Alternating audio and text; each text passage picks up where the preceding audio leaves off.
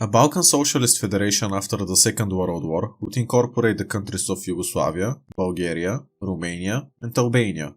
In our timeline, all these countries were socialists, so they wouldn't have to swap ideologies to join the Union. A Balkan Socialist Federation would be ruled by Josip Broz Tito. In our timeline, Tito played a crucial role in the establishment of the Socialist Federation in Yugoslavia, which included diverse ethnic groups and religions. His leadership style advocated for a unique form of socialism that emphasized a non-alignment with the Soviet Union. Tito successfully maintained a degree of independence both from the Eastern Bloc and the Western powers. It is quite unlikely that they get to be independent from Soviet influence as Yugoslavia was in our timeline, since Bulgaria and Romania were Soviet puppet states. A deal with the USSR and the Balkan Socialist Federation must be made. Maybe territorial concessions, a port city in Bulgaria, etc. The flag for this fictional country was chosen by my community. Over 150 people voted. Make sure to subscribe so you can participate in future votes. Here you can see the flag up close. There you can find the flags of the Balkan nations of Bulgaria, Greece, Yugoslavia, and Romania. This is the other proposal that was in the poll. Here are some statistics about the country. There wouldn't be any official language, the ruler would be Tito, and the currency will be a new currency called the Balkan dinar. The population of the country would be the enormous 40.5 million, with the GDP per capita a bit less than $800, which is below average for Europe, but pretty good for in the Balkans. Finally, the whole economy, the total GDP, would be $31 billion. You might remember that the flag of Greece is also represented, but not part of the Balkan Federation just yet. This would quickly change, since Greece had a civil war right after the Second World War, from 1946 to 1949. This civil war consisted of a communist uprising against the Greek monarchy.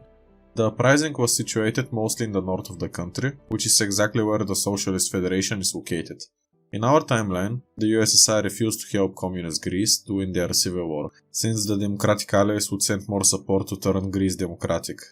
However, with a strong and united Balkan Socialist Federation, it is likely that they support communist Greece, giving them equipment, sending volunteers, and providing safe havens for fighters across the border. With that help in mind, Greece will become communist, but the war would drag on for additional 2 years, finishing in 1951. After that, Greece joins the Balkan Socialist Federation. Tensions with Turkey, a NATO member, would be very sour, since Greece and Bulgaria both hold grudges against the nation. There is also a territorial dispute between Greece and Turkey, even up until this day. It's possible that a war starts between the Balkan Socialist Federation and Turkey. However, it's quite unlikely that the USA or the USSR would intervene directly. This is because that could cause a third world war. By the way guys, if you liked the video so far, I would strongly appreciate if you leave a like and subscribe. It's gonna help me out a lot, and I'll be uploading 4 times per week, so make sure to stick around.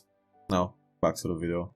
After Tito has died in 1980, unless someone with similar charisma steps in from countries such as Bulgaria, Romania, or Greece, it's almost certain that the Federation would collapse and go into a very bloody civil war after the USSR collapses. Another alternative is that they reform, since they weren't aligned to the West, nor to the East. It's possible that they can maneuver the situation and avoid total collapse. Let's start with the second scenario, where the Balkan Socialist Federation manages to survive up until the modern day. In 1980, after the death of Tito, a new leader, who is just as capable as Tito, assumes leadership of the Federation. After the fall of the USSR, the Balkan nation changed its name just to the Balkan Federation. They were allowed to join the EU and NATO in the year of 2004. After that, life was pretty stable in the Balkans.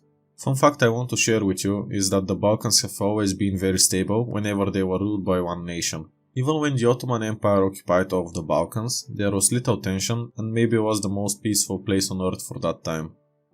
The Balkans today are chaotic since many nations have overlapping territorial claims and are willing to go to war for it. In red, you can see every potential hotspot in the Balkans at the time. But when a single nation rules the peninsula, every Balkan nation gets their claims. Speaking of chaos in the Balkans, what if the Socialist Federation completely collapsed after the fall of the USSR? First to succeed would be Greece, claiming this land as theirs. However, the Bulgarians would disagree and go to war for it. Meanwhile, the Serbians would support Greece. Bulgaria, feeling betrayed, leaves the Union. They also claim Macedonia, but Serbia is unwilling to let them have it, so they declare war on Bulgaria. In the chaos, Romania leaves and they get away without fighting any wars, although Bulgaria claims North Dobruja.